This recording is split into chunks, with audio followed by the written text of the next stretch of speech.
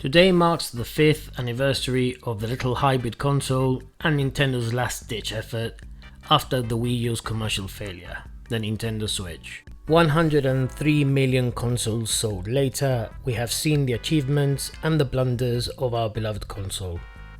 Today we will look at some of them and discuss what you, the consumer, may want from the console to enhance your experience further.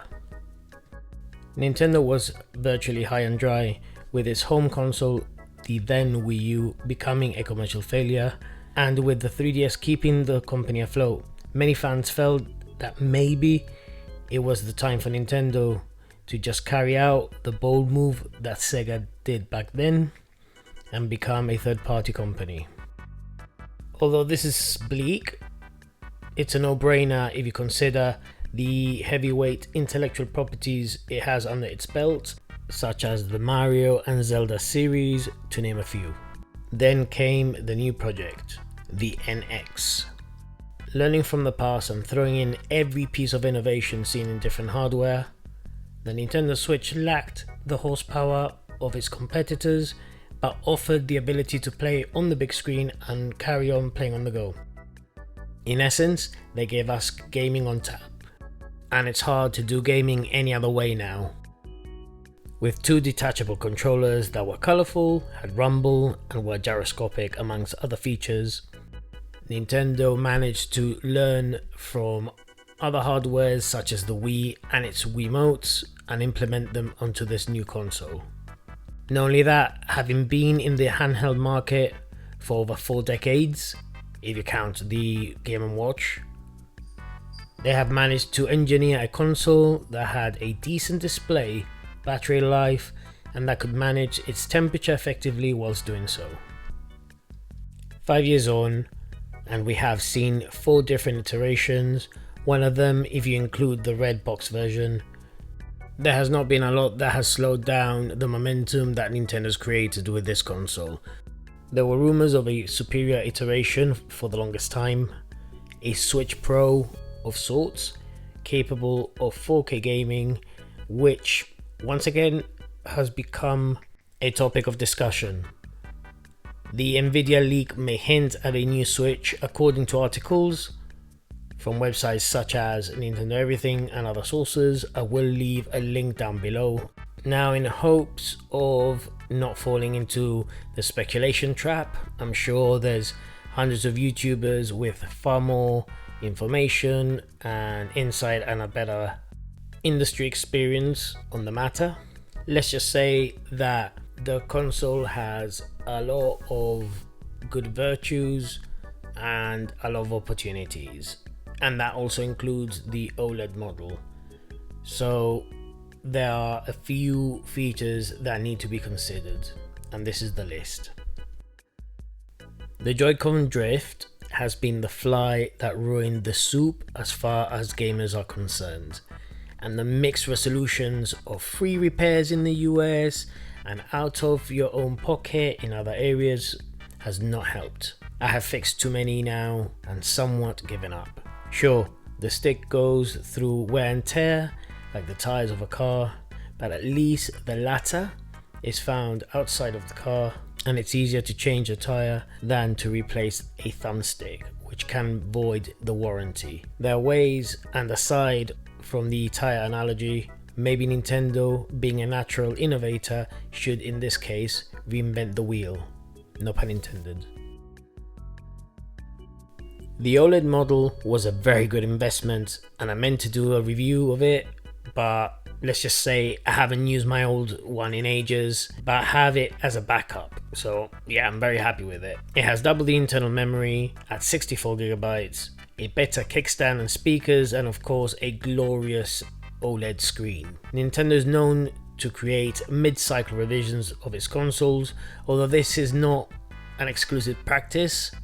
Both Sony and Microsoft also release leaner and cheaper iterations of their consoles. This is mainly due to components becoming cheaper, both to manufacture them and to be used into hardware, amongst other factors. Should the next console arrive sooner or later, It needs to have more horsepower within. We have seen great games that seemed impossible to port successfully, whilst others have been a bit of a mess. As time goes by, the Switch will become unable to keep up with the likes of the PlayStation 5 and the Xbox Series X and S due to the hardware limitations. Many are looking into cloud gaming, but the infrastructure isn't available everywhere. And realistically speaking, one would think that they are still using dial-up technology with ambiguous friend codes and peer-to-peer connections. There is simply no two ways about it right now. It needs to be able to run bigger, more taxing games, and those that struggle now to play even better. Nintendo may not be in the acquisitions war that we've seen of late, but the Steam Deck might just be the right competitor for the handheld's arm race. Who knows, maybe Labo was a trial for bigger and better things to come, especially the VR headset. Speaking of arm race and cost, those game carts, it's been 5 years and games are still half on the cart and half downloaded. Surely the cost of memory drives decrease over time, and this would give developers and publishers the means to cram everything in one go. Out of the entire physical library that the Nintendo Switch currently has, there is literally just a handful of games that have been crammed into a 32GB game cartridge.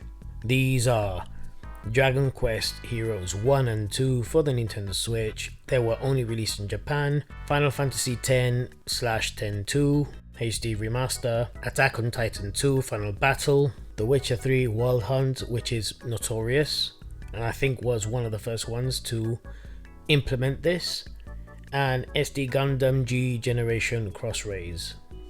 Cutting the long story short, it can be done.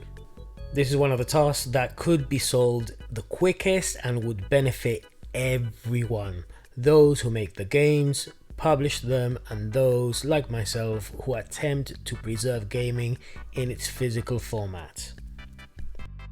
This brings on to the next topic, Virtual Console and the close down of the Wii U and 3DS eShops. Many a time I have moaned about having a Virtual Console similar to the Wii or the Wii U, although they are improving with the addition of the Sega Genesis and the Nintendo 64. Nothing is forever and good things come to an end.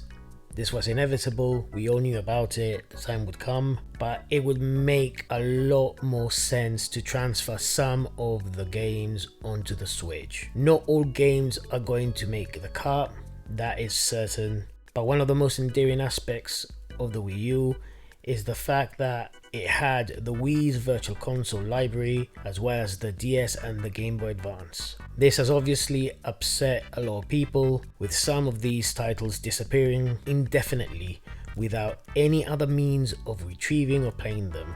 Back in the day, when Nintendo released Super Nintendo games on the Wii U shop, they would charge a tiny fee of under £2 or $3, wherever your equivalent may be, to anyone who already had it on the Wii Virtual Console.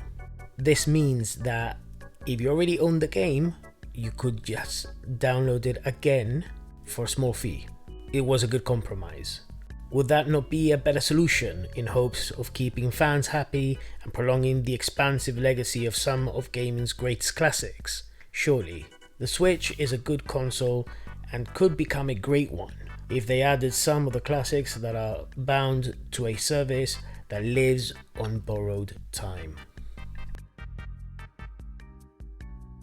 I grew up to the big N and enjoyed the majority of its games and consoles. They went from a force to be reckoned with to the antiquated underdog aimed at children during the age of the 3D open worlds and cinematic 18-rated games. 5.5 years ago, I was excited but concerned that the NX was going to flop. 5 years later, I have played some of the best last-gen games on the go, including Skyrim, Borderlands, the list goes on and on.